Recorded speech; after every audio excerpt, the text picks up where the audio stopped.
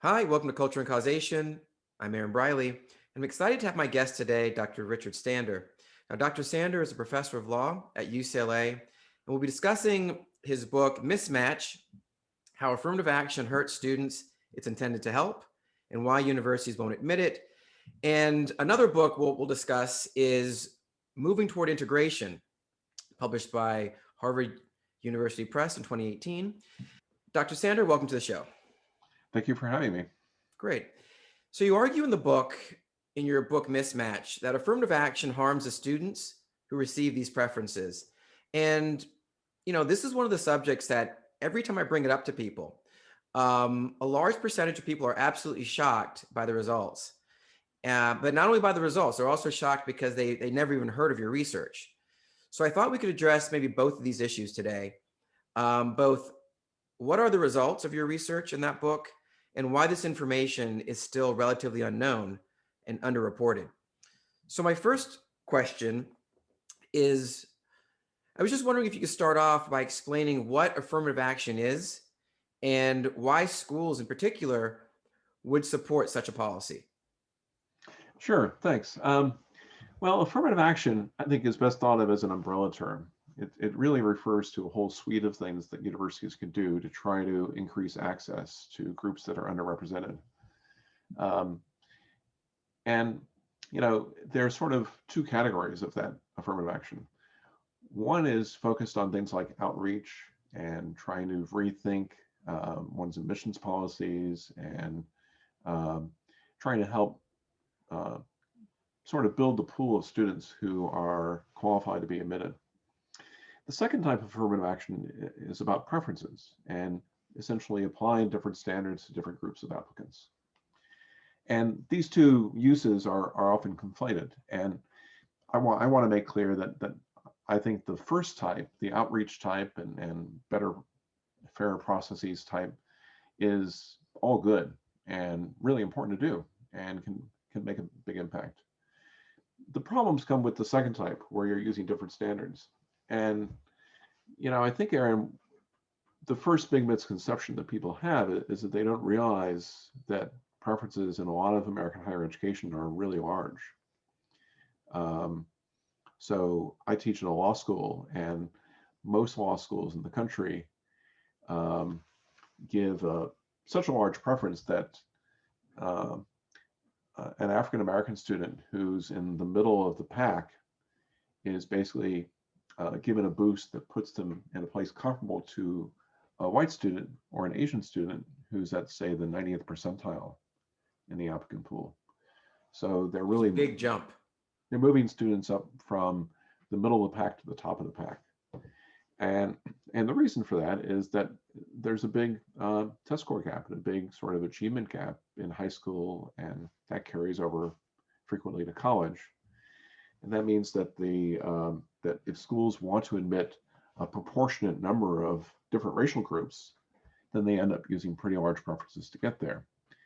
Um, One of the general problems and a general theme of what we might talk about is that schools tend not to emphasize the outreach aspect. I mean, kind of ironically enough, they don't usually exhaust all the ways of avoiding large preferences. They tend to sort of treat preferences as kind of the simple way of solving the problem. And how do they do that? Do they just do they just give extra points? Do they, like, how is it measured? How is a person's race measured? Do we know how they do that? Well, increasingly, it's not measured very well. I mean, one of the aspects of modern America is that we're becoming more and more multiracial. Mhm. So, um, a study at Harvard Law School found, for example, that although, you know, in principle, the sort of underrepresentation that you're trying to fix at a place like Harvard Law School is of African Americans. Mhm. Um, but they found that 70% of the students of the blacks receiving preferences at the law school were actually foreign-born blacks or people of mixed race. So there are arguments for that sort of diversity too, but it sort of feeds into this general theme that I think you see in a lot of affirmative action, which is a hypocrisy between the stated goals and the actual practices that are being pursued. Harvard wants to be able to say on its website that 11 or 12% of our students are African American, but that's not really true when you look at the data. But the other part that I think you're getting at is how do we do this mechanically? Basically, what most schools do is they do what we call race norming. In other words, they'll say we got 10,000 applicants this year. We're going to admit 2,000 students and hope that we end up with 500 or 600. So 2,000 out of 10,000, that's the top 20% of the pool. Let's divide our applicants into different racial piles, and we'll admit the top 20% of each pile. I see. And that's where you end up, in effect, getting these large preferences. Okay. Now, you describe also in the book that this policy leads to a mismatch problem. So I was wondering if you could just describe what that problem is. Sure. I'll give you two examples. One is from my realm in law schools. We've known for a long time that there's a big racial disparity in bar passage rates. When people finish law school, if they want to practice law, they need to take a bar in almost every state. And there's, in a lot of places, there's a 40-point gap in first-time bar passage rates between whites and blacks. So a group was set up in the 90s to collect information and try to analyze why this was. And part of the gap could be explained because there was just, because people were coming in with different credentials. In other words, if you come in with an LSAT at the 50th percentile, you're going to have a lower bar passage rate than somebody who's at the 90th percentile. So part of this we can sort of see as benign. It's like, well, yeah, we have preferences. People are coming in with different preparation levels, so that's going to be reflected in the bar. But when we looked more closely at the data, that only explained about half of the bar passage gap. And the other half seemed to be explained by people having a lot of academic trouble at schools where they came in with a very large preference. So in other words, if you're admitted to a school with a large preference and you're thrown into this first year law classroom, then a lot of the stuff that's going on is got to go by you. It's got to seem like it's going very fast, that a lot of new terms are being thrown out that aren't explained at a level that you like to have explained. So what we find is that if you take someone who, say, has a mid-range LSAT and they go to a very elite school, and another person with the same credentials goes to a lower ranked school, the student who goes to the lower ranked school has a much higher bar passage rate than the student who goes to the elite school. Even if they both have the same LSAT score, even with the same credentials. So it's the Same same, or LSAT it could be, score, yeah. same undergraduate grades, and importantly, the same race. In other words, race doesn't seem to matter at all in explaining bar passage once you take into account this mismatch issue, which is very Wow. important. In other words, it's not about race, it's about preferences. The second example that I think is very compelling is in the science area, and we see this really pervasively at colleges for their undergraduate science majors. So suppose I want to be a chemist, and I'm a high school senior, and I apply to a range of schools. If I'm Asian, I'll get admitted to some schools, and if I pick one, it's very likely to be the case that my classmates are roughly have the same kind of preparation that I do. But if I'm Black, I'll probably get a preference into a school where most of my classmates are going to have gone further in chemistry than I did. I might have had like honors chemistry, but most of them had AP chemistry, or even took some college courses while they were in high school. So when we're all thrown into that first year chemistry class at the college, I'm in trouble because the professor is teaching towards the middle of the class. He or she is assuming a lot of knowledge that I'm just starting to get. So I struggle. And two things go on. One is that my learning is affected because I'm not quite as prepared for this class as the others. So I'm kind of struggling and falling behind further as we move. And also the competition's really hard. So most science classes are still graded on a tough curve.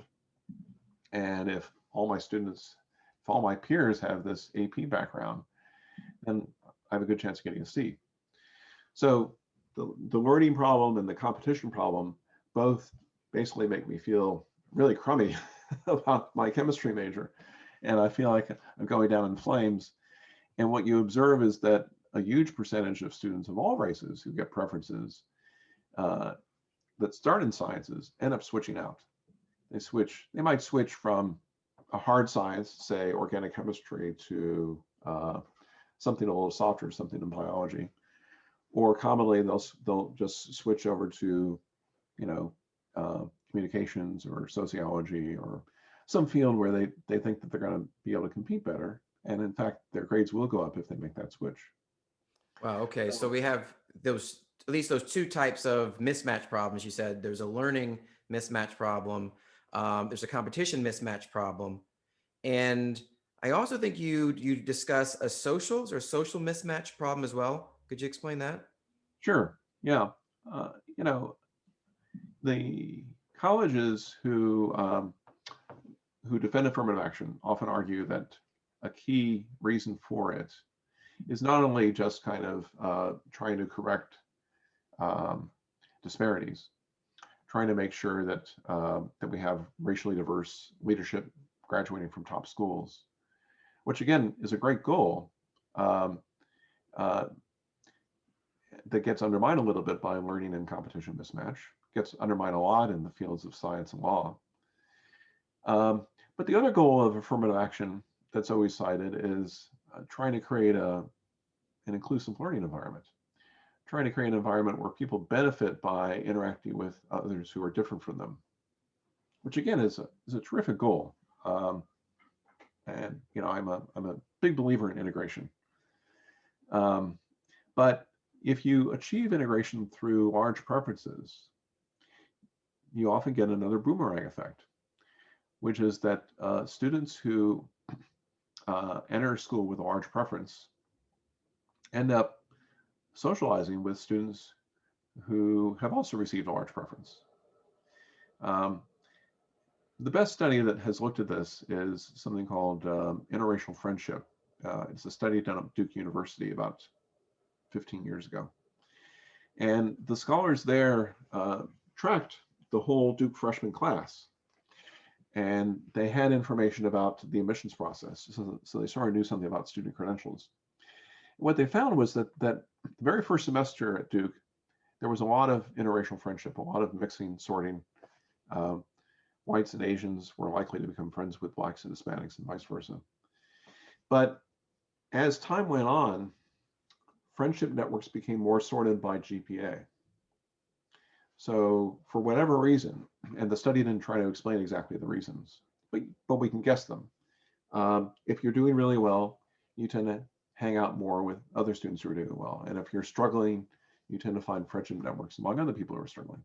I certainly see that at law school. People kind of sort into study groups Mhm. based on how they think, you know, who they think is kind of in their boat, Yeah. and they get together that way.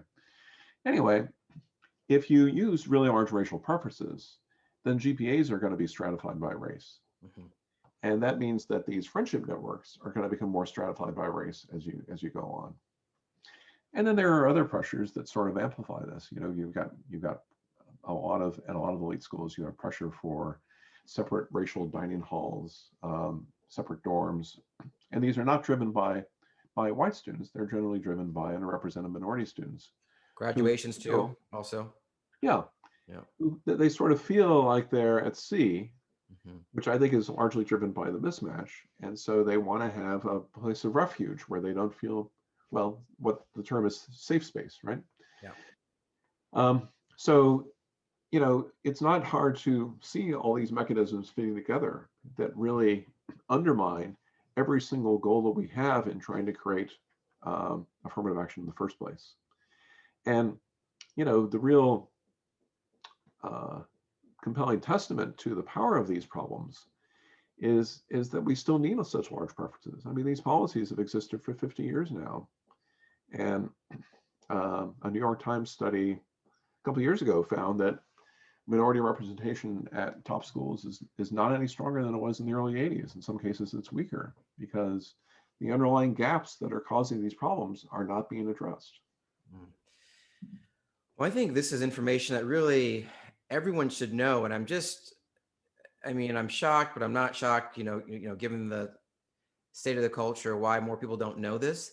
But I wanted to get your opinion. Why are administrators or politicians or the media not speaking about these issues more often or at all in some cases? Yeah, yeah. I mean, it's part of it. That's a key part of the problem that makes all this so frustrating. You know, after the first Fisher decision by the Supreme Court, which I think came down in 2013, there was a sense among many university administrators that maybe the court was going to rule against affirmative action altogether when Fisher came back up, or at least the use of preferences. Mhm. And there were a lot of there were a lot of meetings among university presidents, some of which I was invited to talk about how could we move to a different world. Because I've also written about the use of class as a way of trying to do outreach, and I've written a lot about sort of these other more benign forms of affirmative action. So I've had a lot of conversations with university leaders about these issues, and what I often hear is a frank acknowledgement that mismatch exists, but a fear of sort of going it alone. So the president of one elite private college very frankly said, yeah, we've got a serious science mismatch problem, but if we tell our applicants about that, then we're not going to have any uh, underrepresented minorities applying to our science programs. We're going to shoot ourselves in the foot. So the only way to deal with this is to kind of get everyone to deal with it simultaneously.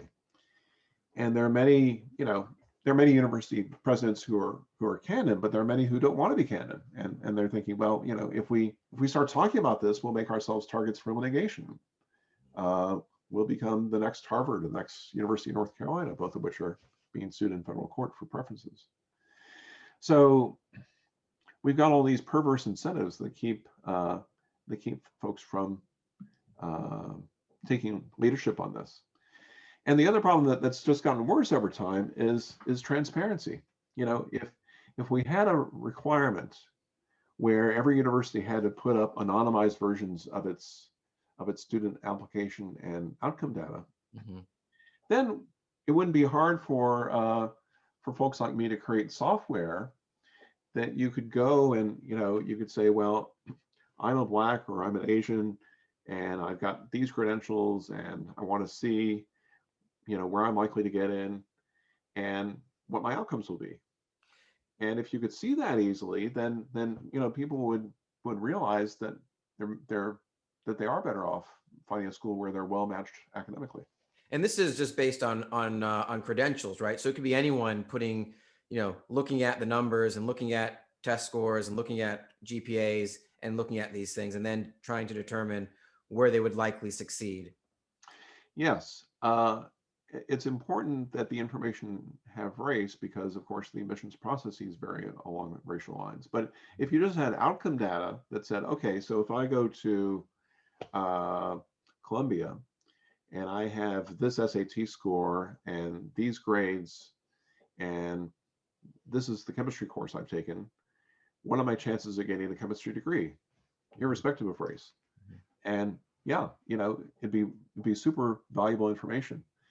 What's happened though over the last 15 years is that colleges have become less and less transparent. Um, I did a I've sent out surveys and freedom of information requests to many schools over the years. And in 2005, when I started, I would get like 90% response rates. Now it's like 10%. Wow. And I'm currently involved in a suit um, with the University of California to try to get data from them on emissions, and it's just you know it's really really difficult. It's so horrible. So do you think this is one of the solutions, or this is a remedy to the mismatch problem, to be more transparent, or do you think to eliminate it altogether, or I'm guessing that it might be difficult to eliminate it altogether, so you're settling for this as as a sort of second imperfect but still decent solution? Is that, or what's your Well, feeling on that? I think transparency is essential under any scenario. The Harvard case is in just a couple of weeks, the plaintiffs will be filing a petition for certiorari for the Supreme Court. That case has gone through the district and the appellate court level in New England. Um, so the Supreme Court's going to decide this spring or early in the fall whether to take the case. And if they do, there's a wide expectation that they're going to have an opinion that's much more restrictive of racial preferences than anything the Supreme Court's done up to now, because the court has changed the composition. I mean, there's now there's in the past Supreme Court cases, there's been a 5-4 majority one way or the other. But there are now 6 justices who have expressed a lot of skepticism about using race in a preferential way. So, Supreme Court will very likely be dealing with these issues. But let's suppose that they rule that racial preferences are unconstitutional. I think without transparency, we'd still be in a terrible situation, because in my own California, where we passed Prop 209 24 years ago, the University of California has essentially covertly reinstituted racial preferences in the last 10 years.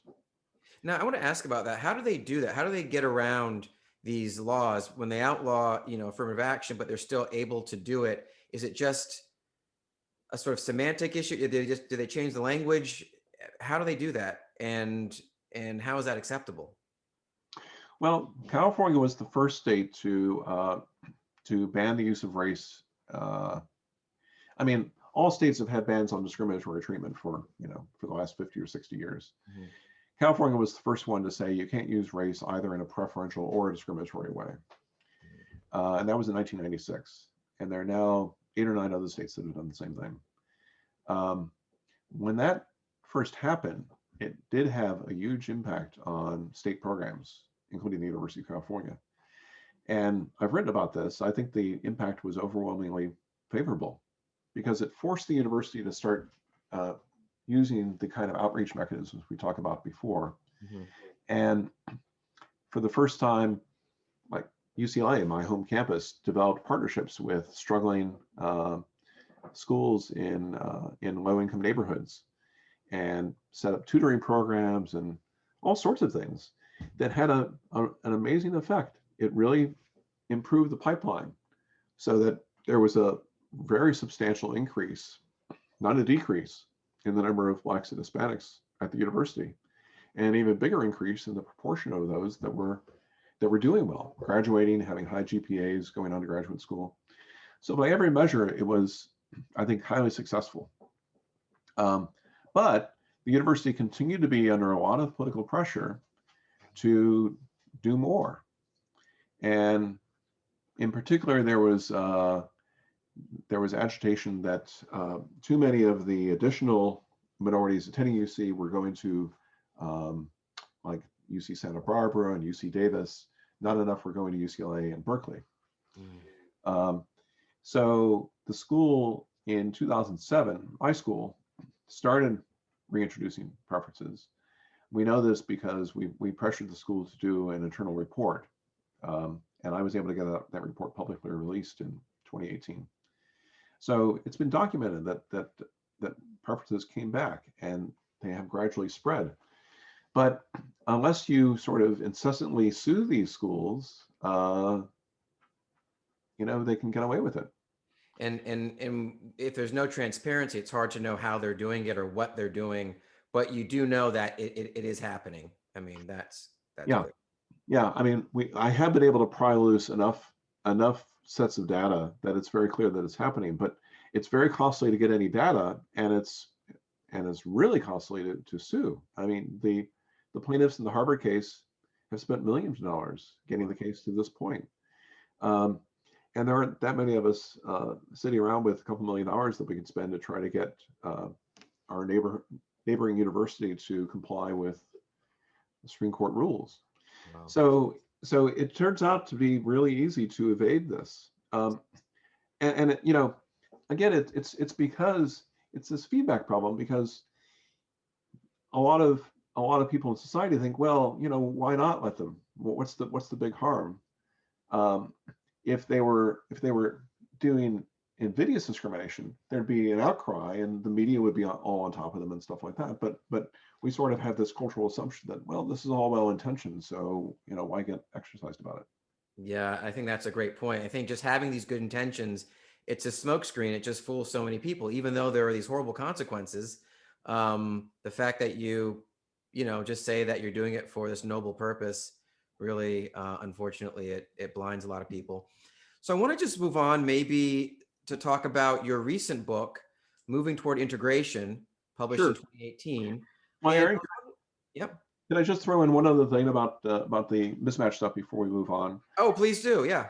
And that's just that it's um, I'm sort of the most visible proponent of mismatch, um, but it's actually a pretty deep and broad field of scholarship.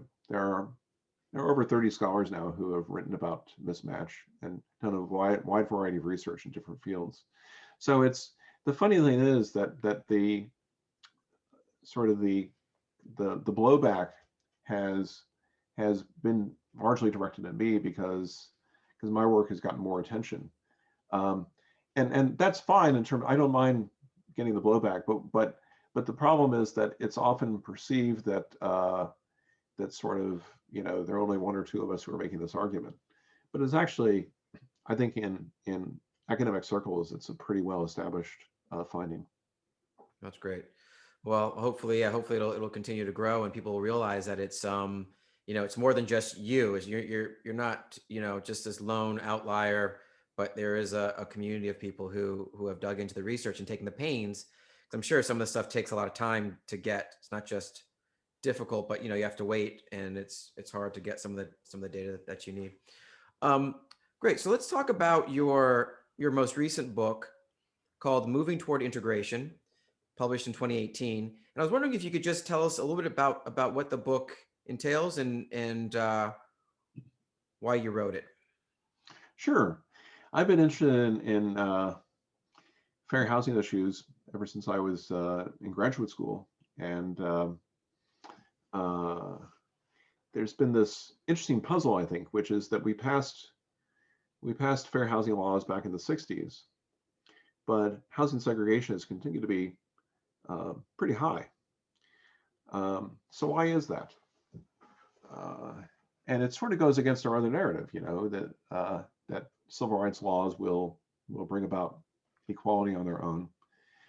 So I got very interested in looking at cities and metropolitan areas where segregation did fall. There are several examples. They're not so well known, but San Diego, for example, has quite low segregation levels. Um, in Seattle, it's relatively low. Um, I have a question. Did these changes happen after these laws were passed? Is yes. that when it started? Okay. So the really interesting pattern you find is that until as of 1970, all metropolitan areas had super high levels of segregation. Then we passed fair housing laws, and what you see is in about a fifth of the cities, there's a really sharp drop. And in the other four fifths, it remains very high. So a lot of my book was trying to understand what's different about the fifth and sort of parse out the dynamics. And a lot of where that goes is that segregation often feeds on itself. Um, in other words, if you think about Chicago or any of the large northeastern cities, when fair housing laws were passed, Black families did move in much larger numbers to white neighborhoods. But if they were in a pretty segregated area and a lot of the neighborhoods nearby had strong white ethnic identities, there was a tendency for the Black movement to focus in just a few areas that were seen as, these are the areas that could become integrated. And that concentration of movement in those areas would tip those areas. So they'd become integrated, but then they would resegregate. And in Chicago, you could see that cycle repeated like 4 or 5 times, further and further away from the center of the city. Places like San Diego, for a variety of reasons, that initial movement was more dispersed. Hmm. One big factor was that San Diego had a lot of a lot of blacks moving from other parts of the country in the 70s and 80s when the fair housing laws came into effect. And those new arrivals were like, I don't really know uh, that much about the different neighborhoods. I'm just gonna look for some nice housing to move in. And that meant that you had a lot of black migration that was very dispersed over the whole metro area. So that there were lots of areas that then were like, 2% or 5% or 10% or 15% black. And that created its own self-sustaining momentum where residents who were in the city said, well, actually a whole bunch of neighborhoods we can move to be in a more integrated area.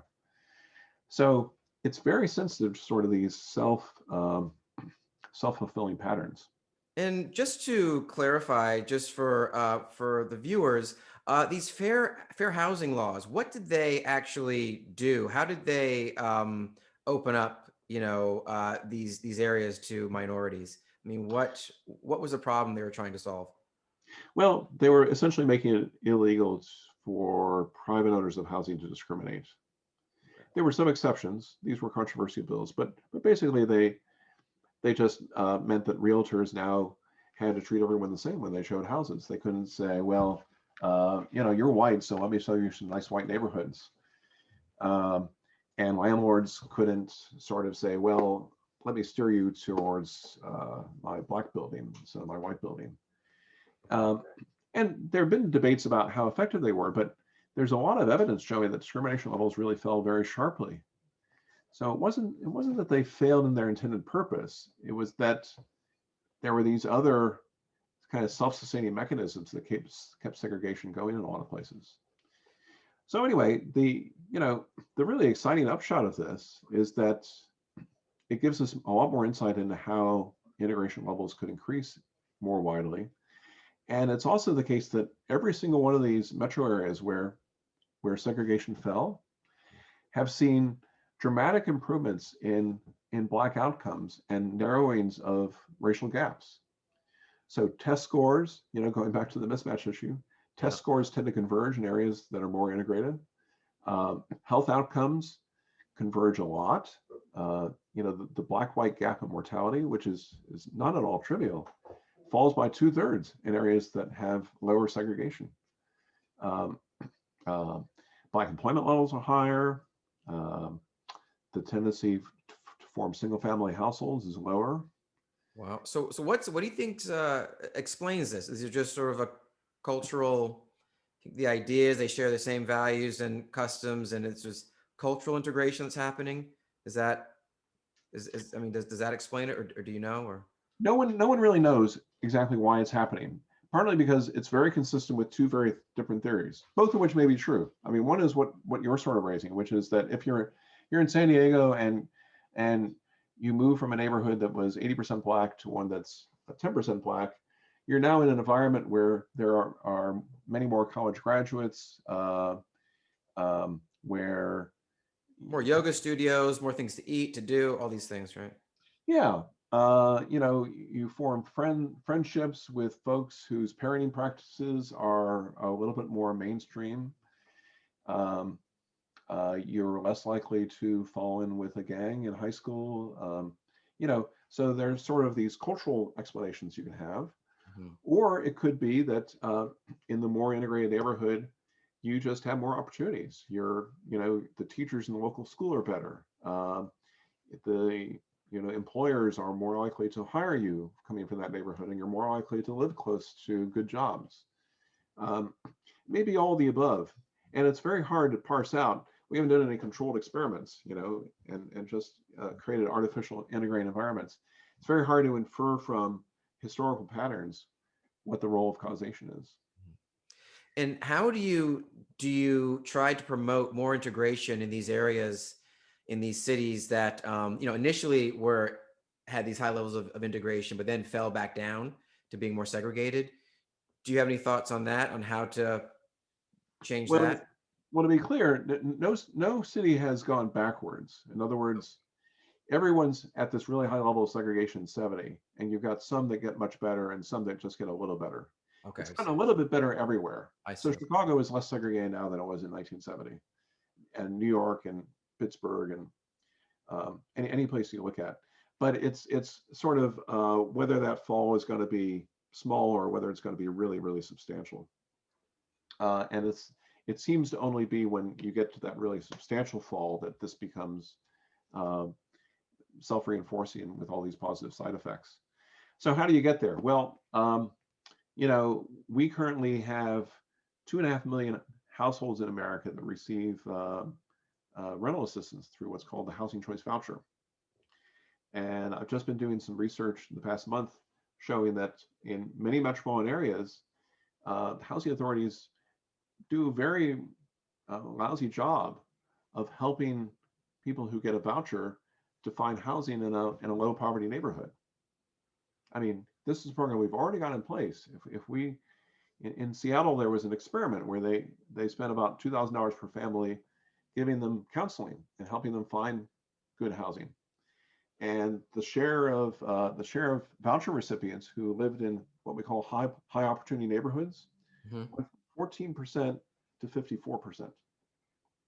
So a highly cost effective program. I mean, just the sort of the employment benefits to participants in the first year paid for the cost of the program. Mm. So there are things like that we could do. The federal government has a program called the Low Income Housing Tax Credit Mhm. that builds a lot of affordable housing. We could do a better job of having that be more dispersed through metropolitan areas. But it's also sort of a cultural thing that uh, integration doesn't have uh, the sort of unalloyed virtue that it used to have. Uh, there are many blacks who are more skeptical about integration than used to be the case. Partly, I think, because we have these cultural narratives about how bad whites are, Yeah. and so there's not as much. Whites continue to show kind of a gradually, steadily increasing interest in living in diverse neighborhoods, and white flight has actually become quite uncommon. Uh, but but motivating blacks and Hispanics to make those integrated moves, and also to not sort of see gentrification as a necessarily bad thing. Yeah, I was All, gonna say, I think that's, yeah, I think that's an absolute, I think that's spot on. I think you find, especially recently, there's this resurgence of kind of a racial pride among some of the minorities and a distrust of institutions and of the police and just everything, as being sort of anti-black or anti-minority. So I do think there's, you see a lot of that momentum. At least I've seen that, and we saw it last year, certainly with some of the riots and things that were going on. Um, and I do think, yeah, there's also this idea that gentrification does more harm than good. But I think, like you said, it certainly shows that, um, there's a large percentage of people of whites. It's the opposite of white flight almost. They're yep, going into these areas. Um, so yeah, I think that's spot on. yeah. I mean, this is a great moment to seize. It's too early to know how COVID's going to affect it, but you can't have ultimately you cannot integrate our big metropolitan areas if you don't have people moving in every direction. You know, whites and Asians need to move to black and Hispanic neighborhoods just as black and Hispanics need to move to white and Asian neighborhoods. And it's happening, but it's way too slow. Yeah. Um, we ought to I think try to align both our cultural messages and our programs so that we're showing the benefits that that result from greater neighborhood diversity. I think Um, so. yeah, Yeah, no, yeah, I think that's the point. I think people have to understand that, there's a lot of benefit to working together and to coming together when you share the same values and the same ideas. You want to, live a successful and fulfilling life. But for some reason, yeah, like I said, I think you're right. These mixed cultural messages are really, I think they actually do a disservice, to the country as a whole and to individuals themselves. yep, yep. And bringing this back to our mismatch discussion, I mentioned at Duke, you create this sort of very artificial racial environment, and it leads to separation and worse outcomes. But when you create uh, real integration at the neighborhood level, um, it really has these terrific benefits. Um, so it's a kind of a subtle point to get across, but I think really important. That's fantastic. And I guess one last question then for you, Dr. Sander. Where can people find you and your work online? Well, I have a website at UCLA, which has links to some stuff. Um, I think moving toward integration still has a working website. I've recently helped found something called the Inclusivity Institute. Um, and if you Google that, I think you can find that website. That has work, that sort of ties more into my segregation work. Okay. Well, great. Well, thank you so much, Dr. Sander. I really appreciate it. And thanks for taking the time to speak with me today. Yeah, thank you very much again. Great. Thanks.